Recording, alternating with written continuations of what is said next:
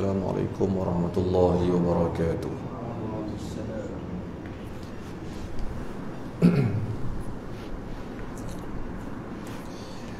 Alhamdulillahi rabbil alamin. Nahmaduhu wa nasta'inuhu wa nastahdihi wa nastaghfiruh. Na'udzu billahi min shururi anfusina wa min sayyiati a'malina. Man yahdihillahu fala mudilla lahu wa man yudlil fala hadiya lahu. Asyhadu an la ilaha illallah wa asyhadu anna Muhammadan 'abduhu wa rasuluh.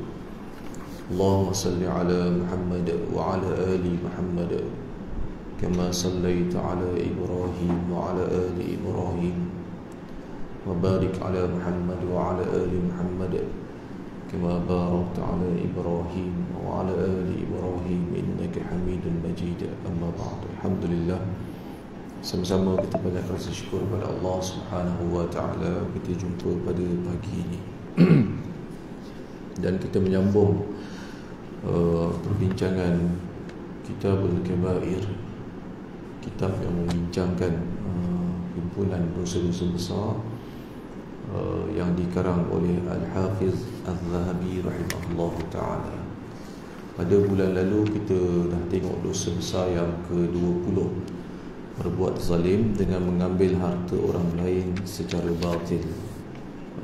Sehinggalah hadis yang terakhir yang telah kita baca pada bulan lalu, iaitu la yadkhulul jannah jasadun ghudiya biharam.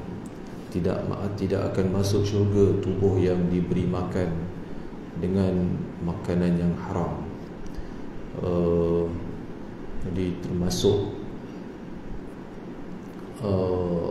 harta yang haram ini bukan hanya harta yang diambil secara curi, tapi harta yang didapati secara zalim daripada orang lain.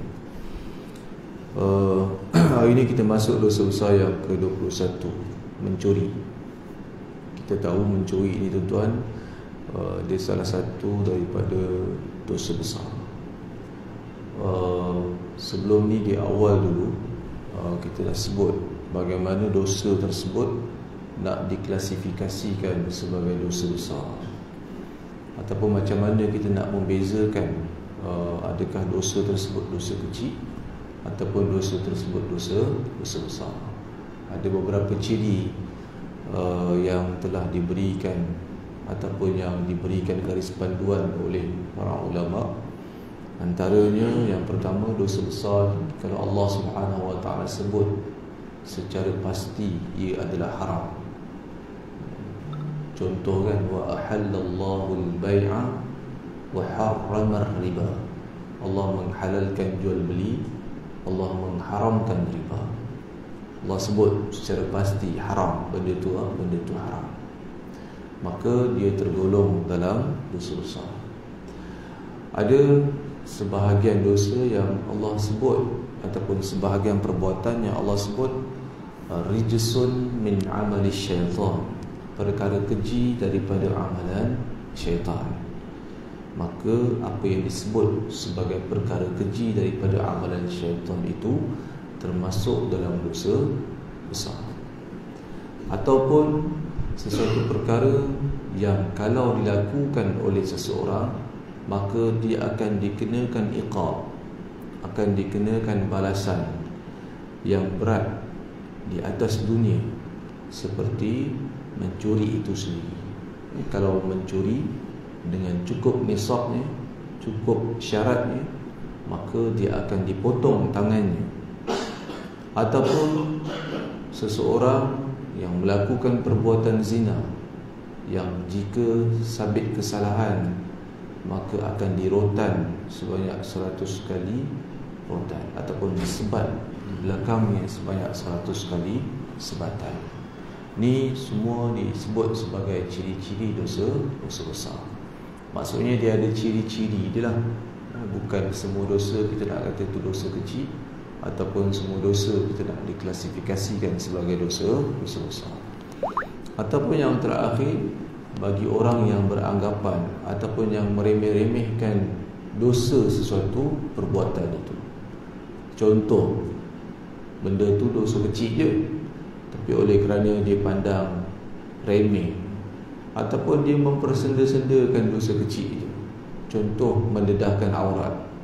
Mendedahkan aurat asalnya dosa kecil, tapi kalau dia meremehkan dosa itu, ataupun dia tak apa buka aurat, contoh macam tu kan, dia meremeh-remehkan dosa kecil, maka bagi diri orang yang meremehkan dosa kecil itu akan bertukar menjadi dosa besar. Okey. Itu di antara ciri-ciri dosa-dosa besar. Jadi kita dah ada panduan tuan-tuan dalam buku ini, dia dah bagilah 76 dosa-dosa besar. Maka yang ini yang pasti disebut sebagai dosa-dosa besar. Allah Subhanahu wa taala berfirman, "Was-sariqu was-sariqatu faqta'u aydiyahuma jazaa'an bima kasaba nakalan min Allah. Wallahu 'azizun hakim." Laki-laki yang mencuri dan perempuan yang mencuri, maka potonglah tangan keduanya sebagai pembalasan bagi apa yang mereka kerjakan dan sebagai siksaan dari Allah. Dan Allah memperkasa lagi maha bijaksana. Surah Al-Ma'idah ayat 38. La'anallahu as-sariqul ladzi yasriqul baydah fatuqta'a yadah wa yasriqul habla fatuqta'a yadah. Allah melaknat pencuri yang mencuri sebutir telur, maka tangannya dipotong. Sebutir telur, maka tangannya dipotong. Dan mencuri tali, lalu tangannya dipotong. Nabi SAW juga bersabda, "Lau anna Fatimah binta Muhammadin saraqat laqata'tu yadaha." Kalau saja Fatimah putri Muhammad mencuri, nescaya akan saya potong tangannya. Nabi SAW juga bersabda, "La yazni zani hina yazni wa huwa mu'min, wa la yasriqu as-sariqu hina yasriqu wa huwa mu'min, walakinna at-taubata ma'rudatun ba'd." Tidaklah seorang penzina melakukan zina di mana ketika dia berzina dia dalam keadaan sebagai seorang mukmin, dan tidaklah seorang pencuri itu mencuri di mana ketika dia mencuri tersebut dia dalam keadaan sebagai seorang mukmin, akan tetapi taubat akan ditawarkan kepadanya setelahnya. Ini sahih. Jadi beberapa hadis Nabi SAW yang didatangkan kepada kita berkenaan dengan dosa mencuri. Termasuklah hadis yang menunjukkan kepada kita, Nabi kata, kalaulah Fatimah binti Muhammad mencuri, nescaya akan aku potong tangannya. Jadi tak ada pilih bulu lah. Dalam hukum Islam ni dia tak ada pilih bulu. Dan dalam mazhab Syafi'i dia letakkan syarat-syarat lah. Dia letakkan syarat-syarat. Bagaimana seorang yang mencuri itu akan dipotong tangannya? Adakah dia curi satu botol air terus dipotong tangannya? Nak kena tengok dulu. Yang pertama, nisab harta yang dicuri, kadar paling rendah harta yang dicuri. Kemudian nak tengok pula harta tu adakah dalam simpanan yang betul ataupun dijaga dengan betul, ataupun harta tersebut tak dijaga dengan betul. Contoh, duit dia letak dalam bakul motor, 50,000, 60,000 dia tertinggal dekat bakul motor. Kemudian orang lalu tengok, ada beg, dia pun curi beg tu. Dia pun duduk, dia pandang kiri kanan tak ada orang, dia pun curi beg. Tengok-tengok ada 50,000 dalam tu. Contoh ni kan. Jadi nak ada pendetailan dia lah. Ada pendetailan dia. Dalam Al-Fiqhul Manhaji ala Madhabil Imam Syafi'i, kitab fiqh mazhab Syafi'i, pengarang ada 3 orang pengarang yang sebut, dia tengok kepada situasi bagaimana pencurian itu boleh berlaku. Akan disoal siasat dululah, akan naik mahkamah, hakim akan dengar penjelasan dan sebagainya, hakim akan tanya beberapa soalan dan sebagainya. Kemudian kalau hakim berpuas hati untuk dijatuhkan hukuman potong tangan, barulah dipotong tangannya. Okey. Jadi kita tak boleh lakukan hukuman tu dengan sendiri. Maksud kita jumpa tengok orang mencuri, kita ambil barang, kita terus potong tangan dia, tak boleh. Okey, ada perkara tuan-tuan, dia dalam Islam ni ada perkara dia berhukum, dia diklasifikasikan sebagai hukum syariat. Ada perkara yang dia diklasifikasikan sebagai qada, syariatan wa qadaan. Yang pertama dia hukum syariat, yang kedua dia hukum penghakiman. Perkara-perkara yang perlu kepada penghakiman maka mesti diadili terlebih dahulu. Perkara yang dia hukuman itu adalah hukuman syariat. Contohnya orang meninggalkan sembahyang, ni tak perlu diadili lah. Dia tak perlu. Memang dia tinggalkan sembahyang, dia tak perlu diadili. Contoh dia tak berpuasa, contohnya memang dia tak puasa, ni dia pun tahu dosa besar, maka ni tak perlu naik mahkamah nak kena dakwa dia dulu dia tak puasa, tak. Tapi ada perkara yang dia bersifat qadaan, dia bersifat sesuatu perkara yang mesti diadili terlebih dahulu. Contohnya dalam kes-kes jenayah lah, mencuri dan sebagainya, ni mesti dibawa kepada muka pengadilan terlebih dahulu. Kita tak boleh ambil tindakan terhadap orang yang melakukan zina. Kita jumpa dia berzina ataupun dia mengaku, tiba-tiba kita nak sebat di belakang dia 100 kali sebatan. Dia mencuri, tiba-tiba kita nak kerat tangan dia. Kau mencuri kan, biar aku kerat tangan kau. Dia membunuh seperti contoh, hukuman yang dijatuhkan adalah hukuman qisas. Kalau sampai kesalahan, kita pergi bunuh dia pula. Ataupun keluarga mangsa yang terbunuh tu pergi ambil barang, pergi bunuh dia pula. Tak. Dia ada proses-proses yang mesti dilalui terlebih dahulu sebelum hukuman tersebut dijatuhkan. Okey. Macam orang kita lah kan. Orang kita ni kadang-kadang lebih sudu pada kuah. Orang tu mencuri, yalah salah lah mencuri tu. Kemudian dia belasah ramai-ramai depan orang. Ini satu kesalahan. Satu kesalahan. Kemudian kadang-kadang ada orang petikai kan, dia mencuri, orang belasah dia mati, orang lain pula yang kena, yang kena tuduh membunuh pula.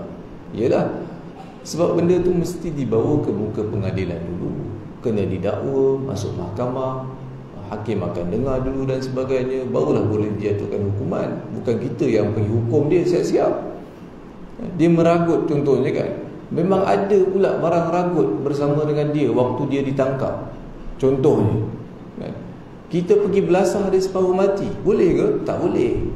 Tak boleh. Tangkap, pergilah hantar ke balai polis, selesai. Okey. Sebab itu tuan-tuan, apa yang berlaku dalam masyarakat kita ni kadang-kadang kita tengok di atas sebab kurangnya ilmu. Di atas sebab kurang ilmu. Jadi kita kalau tengok orang belasah tiba-tiba tengah-tengah jalan, orang kena belasah kan, kita pergi lerai lah. Kita yang pergi tanya, apasal? Oh dia mengagut, kita pun sepak budak tu sekali lagi. Tak boleh. Zalim perbuatan tersebut. Zalim. Itu belum cerita kat balai polis dia kena belasah lagi tu kan. Kat tepi jalan dah kena dah. Dia masuk balai, dia masuk lokap, kena lagi kadang-kadang. Waktu soal siasat kena lagi kadang-kadang, dan sebagainya. Jadi kena tengok semulalah orang kita ni. Kita jangan terikut-ikut dengan apa yang berlaku di sekeliling kita. Kemudian dalam hadis yang berikutnya, la yazni zani hina yazni wa huwa mu'min wa la yasriqu as-sariqu hina yasriqu wa huwa mu'min walakinna at-taubata ma'rudatun ba'd. Tidaklah seorang penzina melakukan zina di mana ketika dia berzina dalam keadaan dia seorang mukmin. Ni Nabi SAW nak nyatakan kepada kita, orang yang berzina ni sebenarnya iman dia telah gugur terlebih dahulu. Dah tercabut dah iman dalam diri dia, barulah dia sanggup melakukan perbuatan zina. Kalau dia masih ada sebutir iman ataupun sekelumit iman di dalam diri dia, maka dia takkan berzina. Kita baca kan hadis Nabi SAW yang menceritakan berkenaan dengan 3 orang yang terperangkap dalam gua tu kan. Kemudian mereka bertawassul dengan amal soleh mereka. Salah seorang daripada mereka tu kata apa tuan-tuan? Dia berdoa dengan menyebut amalan dia. Dengan menyebut amalan dia. Salah seorang daripada mereka kata apa? Dia ada seorang sepupu. Dia memang suka sangat kat sepupu perempuan dia ni. Tapi satu hari perempuan ni ataupun sepupu dia ni susah, minta pertolongan daripada dia. Dia kata, boleh kalau aku tolong kau boleh, tapi dengan syarat kau kena berzina dengan aku. kau kena berzina dengan aku.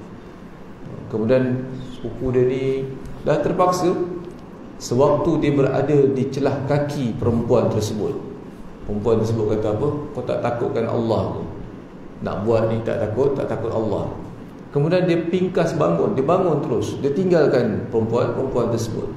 Dia kata kalaulah aku lakukan perkara tersebut, maksudnya dia tak jadi berzina dengan perempuan tersebut kerana diwajihillah, kerana nakkan redha Allah Subhanahu wa taala, maka kau bukalah pintu gua ni wahai Allah. Maka terbukalah batu yang menimpa pintu gua. Terbuka sikit. Ada dua orang lagi. Maksudnya tuan-tuan, orang yang berzina ni telah tercabut imannya terlebih dahulu dalam diri dia, barulah dia sanggup melakukan zina. Kemudian wala yasriqu as-sariqu hina yasriqu wa huwa mu'min. Tidaklah mencuri seseorang pencuri itu ketika mana dia mencuri dia dalam keadaan seorang yang beriman. Sebab itu ni di antara dosa-dosa yang disebut sebagai dosa besar yang akan dikenakan balasan di atas dunia jika disabitkan dengan kesalahan, termasuk dosa mencuri.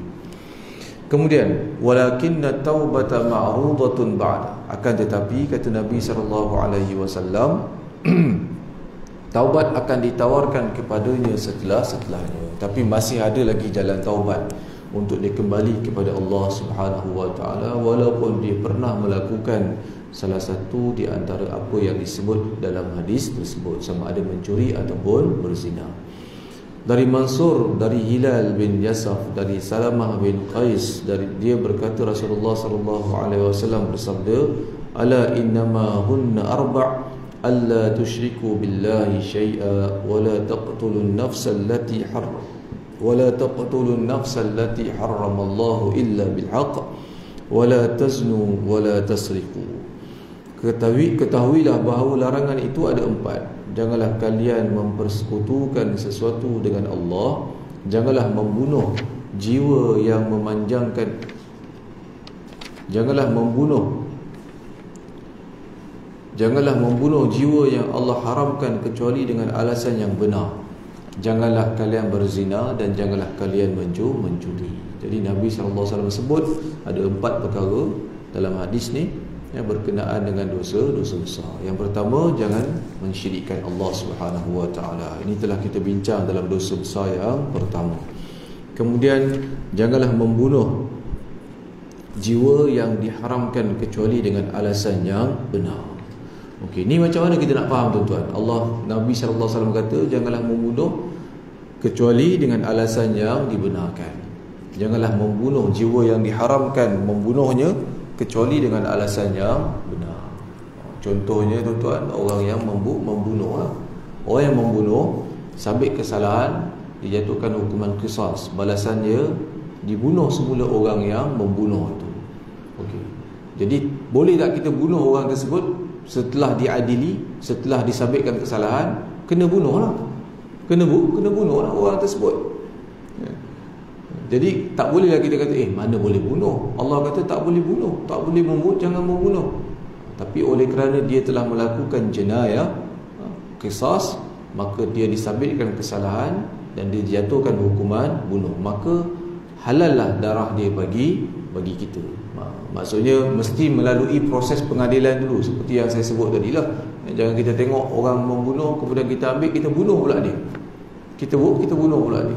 Kemudian kita ditangkap. Kenapa kau membunuh? Sebab dia bunuh orang. Kita kata macam boleh ke macam tu? Tak boleh.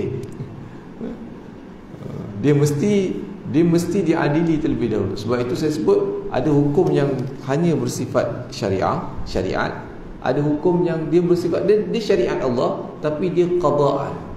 Dia adalah hukum pengadilan ataupun penghakiman. Mesti melalui proses itu dahulu, barulah boleh dijatuhkan hukuman. Kemudian yang ketiga, janganlah berzina.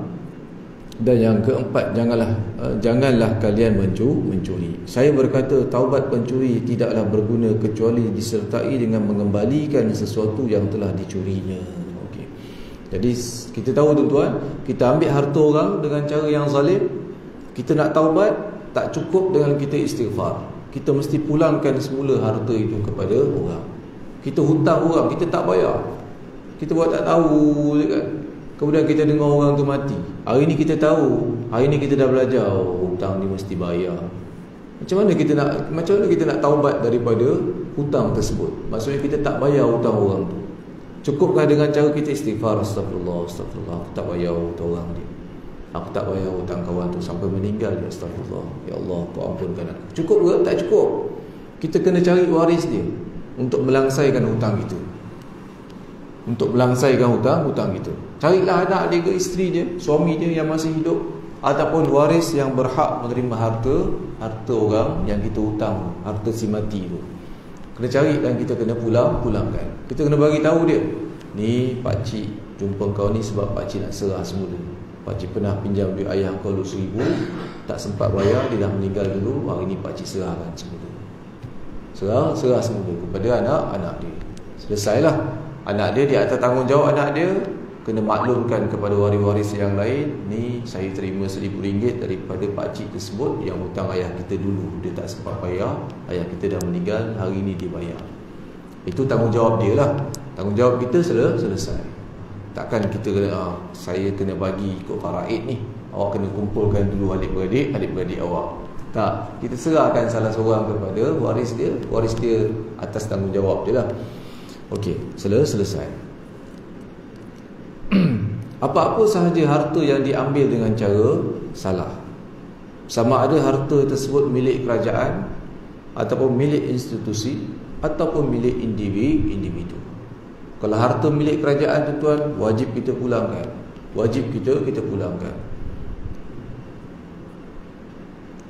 Cuma susah kan, duit kerajaan ni dia keluar dah ikut prosedur, dia nak masuk balik susah. Katalah tuan-tuan kita kerja dulu, kita banyak claim overtime lebih daripada apa yang sepatutnya. Contoh, kita tipu mileage, macam-macam lah. Hari ni dah susah sikit. Hari ni kalau nak claim overtime ni tuan-tuan, sebahagian jabatan ataupun agensi ni dia minta Google Map punya screenshot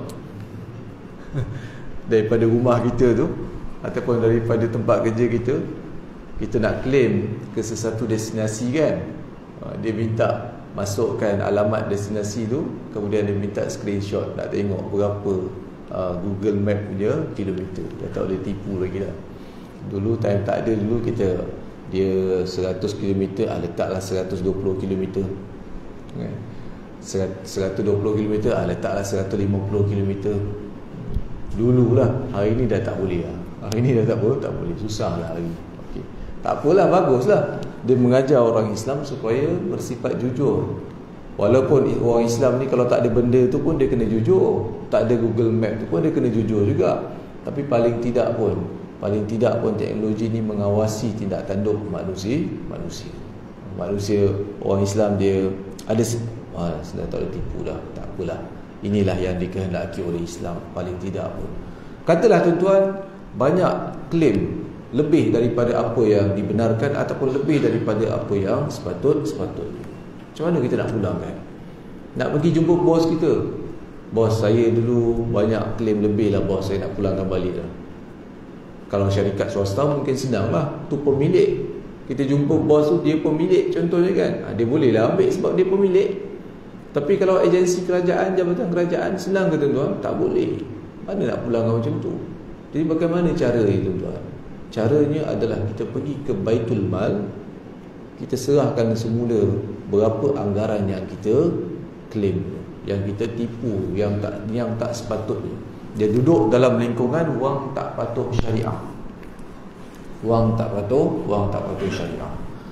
Kita contohnya seseorang dia pernah gelapkan duit, dia pernah pecah amanah. Tak kisahlah sikit ke banyak, hari ni dia insaf. Cukup tak dengan cara dia bertaubat atas 3 sejadah, dia sembahyang sunat taubat seperti contoh, dia istighfar banyak-banyak? Tak cukup. Dia kena pulangkan semula harta yang diambil dengan cara pecah amanah. Jadi nak pulang semula, macam saya sebutlah, kalau jabatan kerajaan nak pulang semula susah. Tak boleh kan? Duit tu dah keluar, nak masuk balik dia susah nak masuk semula. Dia tak boleh suka nak masuk macam tu je. Jadi cara macam mana tuan-tuan? Kita pergi ke Baitul Mal, di mana-mana Baitul Mal, sama ada kita kerja di Melaka ke ataupun di luar Melaka, pergi ke Baitul Mal. Kemudian kita cakap di Baitul Mal tu, saya nak serahkan wang tak patuh syariah. Wang tak patuh syariah. Dia ada unit ataupun ada bahagian yang boleh terima wang tak patuh syariah ni. Jadi akan dimasukkan semula ke dalam tabung Baitul Mal. Termasuklah hutang. Kita hutang dengan seseorang, hari ni kita tahu, kita taubat, kita tahu benda tu salah, kita cari orang tu, kita tak jumpa dah orang tu, tak jumpa dah orang tu. Telefon kawan kata dia dah meninggal, ada tak waris ni? Entahlah, aku pun tak tahu. Cari tak jumpa dah. Tak jumpa, cari dah. Jadi macam mana tuan-tuan? Kita pergi ke Baitul Mal, kita bagi tahu saya nak serahkan wang orang berhutang. Dia ada satu kolom, nanti dia akan bagi kita borang. Kita declare berapa hutang yang kita buat, yang kita tak bayar tu, kemudian kita serahkan ke Baitul Mal. Baitul Mal akan masuk dalam tabung Baitul Mal. Okey. Di sebahagian tempat tuan-tuan, saya tak pasti dah kawan ni cerita di Selangor ataupun di KL, tapi di belah sana lah. Jadi ada satu tempat ni dia nak buat masjid, dia nak renovation masjid tu. Jadi di antara tempat yang boleh kita serahkan wang tak patuh syariah ni adalah masjid lah. Masjid. Jadi masjid ni buka satu tabung wang tak patuh syariah. Bukalah, tulis, labelkan besar-besar dekat tabung wang tak patuh syariah. Hasil judi, hasil macam-macam lah yang tak patuh syariah ni. Jadi buka lah, tengok tuan-tuan, ribu orang masuk dalam tu. Tak tahulah orang tu masuk, dia tak perasan ke tabung tu label dia apa kan. Dia tengok tabung, dia masuk, wallahualam. Tapi dah diumumkan dululah, seorang kawan macam itu. Jadi bila buka tabung ni, ribu-ribu duit dalam ni, banyak. Maksudnya di atas dasar keinsafan tu, mungkin dulu seseorang tu dia banyak buat sesuatu benda yang salah kan. Macam saya sebut tu, dia claim lebih dan sebagainya, dia hutang orang dan sebagainya, dan dia masuk dalam tabung. Okay.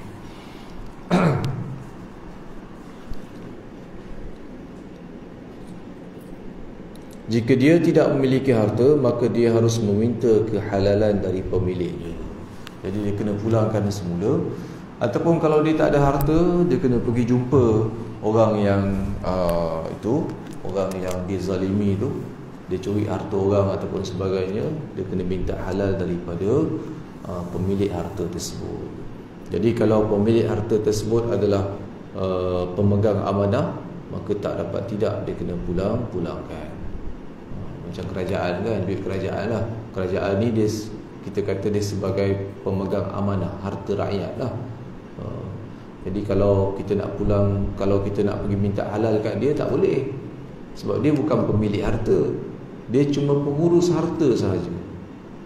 Jadi sebab itu kita kena serahkan kepada Baitul Mal untuk kepentingan orang Islam.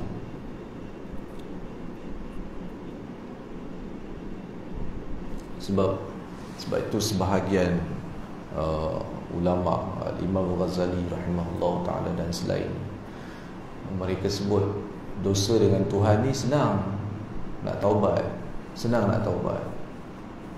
Kalau kita buat dosa dengan Allah, senang taubat tak? Senang.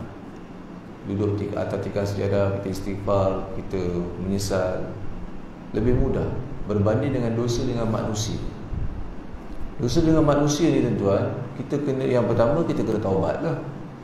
Yang kedua, kita kena pergi jumpa dia. Kita pernah fitnah dia contohnya. Cukup ke dengan jalan banyak saya fitnah dia, Astagfirullah. Ya Allah, kau ampunkanlah aku, ya Allah, aku pernah fitnah dia dulu macam-macam. Cukup ke tuan-tuan? Tak cukup. Kita kena pergi jumpa dia, bagi tahu kat dia, Mat, Fulan, aku pernah fitnah kau dulu, aku minta maaf. Aku minta maaf. Aku pernah mengumpat kau dulu, aku minta maaf. Aku tahu benda tu salah. Hari ni aku rasa tak patut benda tu berlaku dulu. Di atas kejahilan aku minta maaf lah. Kena jumpa dia. Kalau kita curi harta dia, kita kena pulang kat dia, kena bagi tahu. Tak boleh tiba-tiba kita curi duit dia RM10, kita pergi bagi kat dia. Aku bagi, hari ni aku nak bagi kau RM10 lah Ustaz, saja je aku nak bagi kau RM10. Tak, kena cakap, ni dulu aku ambil duit kau RM10 dan hari ni aku pulangkan balik dah. Aku pulangkan balik. Susah tuan. Senang ke kita dah fitnah orang kan, tiba-tiba kita nak pergi minta maaf kat dia? Senang ke tuan? Susah. Dosa tinggalkan sembahyang, istighfar. Kita tak perlu bagi tahu orang aku tak sembahyang, 30 tahun aku tak sembahyang. Jumpa orang ni, kau tahu tak, aku sebenarnya aku dah taubat 30 tahun aku tak sembahyang. Besok jumpa kawan lain pula, kau tahu tak, sebenarnya aku dah taubat 30 tahun aku tak sembahyang. Ni tak payah cerita. Tak payah cerita. Sebab dosa tu dosa di antara kita dengan Allah. Tapi dosa kita dengan manusia tuan, tak cukup dengan jalan taubat, tak cukup dengan jalan istighfar. Mesti kita pergi jumpa orang yang kita bersalah tu, kita kena bagi tahu dia apa yang kita buat kat dia, di belakang dia, kita fitnah dia, kita cakap sesuatu dengan apa pasal dia dan sebagainya, kita mengumpat dia. Ini lebih susah untuk kita taubat berbanding dengan dosa kepada Allah Subhanahu wa taala.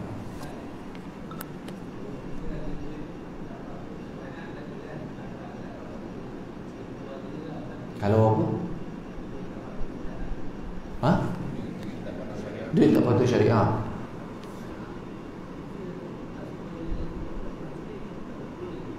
Kasih kat siapa?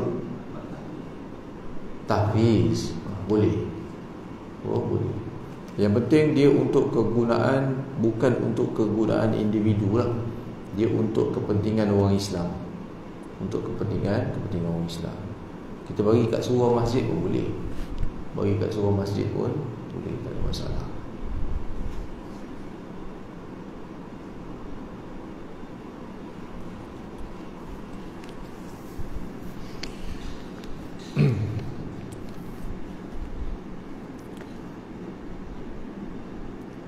Kemudian dosa besar yang ke-22, merompak di jalanan. Allah Subhanahu wa taala berfirman, a'udzubillahi minasyaitonir rajim, innama jazaa'ul ladzina yuharibuna Allah wa rasulahu wa yas'una fil ardi fasadan an yuqattalu aw yusallabu aw tuqatta'a aydihim wa arjuluhum min khilafin aw yunfaw min al-ard. Dzalika lahum khizyun fid dunya wa lahum fil akhirati 'adzabun 'adzim. Sesungguhnya pembalasan terhadap orang-orang yang memerangi Allah dan Rasulnya dan membuat kerosakan di muka bumi hanyalah mereka dibunuh atau disalib atau dipotong tangan dan kaki mereka dengan bertimbal balik. Okey, ni dosa bagi orang merompak. Apa beza rompak dengan mencuri tuan-tuan? Macam mana merompak, mencuri? Apa beza dia? Mencuri ni dia senyap-senyap. Dia di belakang mata orang, malam-malam kan, dia tergendap-gendap, dia mencuri. Dia curi harta orang. Rompak ni depan orang ramai. Sebab itu kalau orang merompak kedai emas, dia kata tak mencuri di kedai emas, tak, dia akan kata perompak. Depan orang ramai dia buat. Maksudnya dia tak takut di tengah jalan ataupun di khalayak ramai. Ni kita sebut sebagai perompak. Hukum merompak ni lebih berat daripada hukum mencuri. Hukum merompak, hukuman yang akan dikenakan kepada perompak lebih berat daripada hukuman orang mencuri. Sebab orang mencuri ni dia tahu benda tu salah, dan dia buat ni, dia hati-hati. Orang tak nampak, waktu gelap, waktu orang tak ada, itu namanya mencuri. Tapi merompak ni tuan-tuan, dia merompak dalam keadaan siang hari, di khalayak ramai, di tempat awam. Ni lebih membahayakan berbanding dengan orang mencuri. Okey. Kerana orang merompak ni kadang-kadang boleh berlaku pembunuhan dalam rompakan. Dia merompak dan membunuh pula tu contohnya. Dia tak cukup dia merompak. Orang mencuri ni dia tak ada niat pun nak membahayakan orang lain. Yang penting dia dapat harta tu je. Dia dapat harta tu cukup. Kita tengok orang mencuri kadang-kadang dia tak bawa apa pun. Dia berlenggang je. Dia curi harta. Dia curi. Tapi orang merompak ni dia mesti akan bawa senjata. Kebiasaannya orang merompak ni mesti dia akan bawa senjata. Senjata yang dibawa tu untuk apa? Sama ada untuk menakutkan orang ataupun untuk, kita kata, untuk mencederakan, memang ada niat untuk mencederakan orang berbanding dengan orang mencuri. Sebab itu hukuman yang dikenakan ke atas perompak lebih berat daripada hukuman yang dikenakan kepada pencuri. Okey. Hanyalah mereka dibunuh atau disalib. Okey, ni semua tuan-tuan hukum bersifat penghakiman lah, mesti diadili terlebih dahulu. Sama ada mereka ni akan dibunuh atau disalib atau dipotong tangan dan kaki mereka bertimbal balik. Lebih berat daripada hukum mencuri. Hukum mencuri ni tuan-tuan, sabit kesalahan potong tangan je. Tapi hukum merompak ni tuan-tuan, sabit kesalahan dipotong tangan dan kaki secara bersilang. Dipotong tangan kanan dan dipotong kaki kiri. Dekat sini kita dah tahu dah. Maksudnya merompak itu lebih besar daripada hukum mencuri. Okey. Atau dibuang dari negeri, iaitu tempat kediamannya. Yang demikian itu sebagai suatu penghinaan untuk mereka di dunia, dan di akhirat mereka mendapatkan siksaan yang besar. Maka hanya kerana menimbulkan ketakutan di jalanan sahaja, orang yang bersangkutan telah melakukan dosa besar. Lalu bagaimana kalau dia merampas harta atau melukai orang atau bahkan membunuhnya? Bila demikian, maka dia telah melakukan banyak dosa besar. Terlebih lagi umumnya mereka, iaitu para perompak tersebut, adalah orang-orang yang meninggalkan solat lalu memakai hasil rompakan mereka untuk meminum untuk minuman keras dan berzina. Okey. Jadi orang yang merompak ni tuan-tuan, tentu sekali dia merompak ni dengan senjata.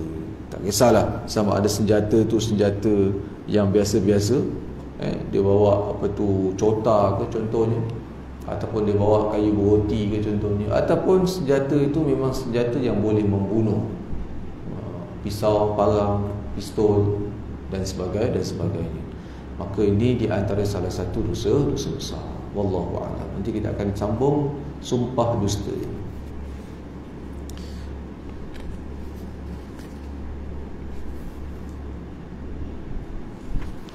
Wallahu a'lam. أقول قولي هذا وأستغفر الله العظيم لي ولكم. سبحانك اللهم وبحمدك أشهد أن لا إله إلا أنت أستغفرك وأتوب إليك. والعصر إن الإنسان لفي خسر إلا الذين آمنوا وعملوا الصالحات وتواصوا بالحق وتواصوا بالصبر. السلام عليكم ورحمة الله وبركاته.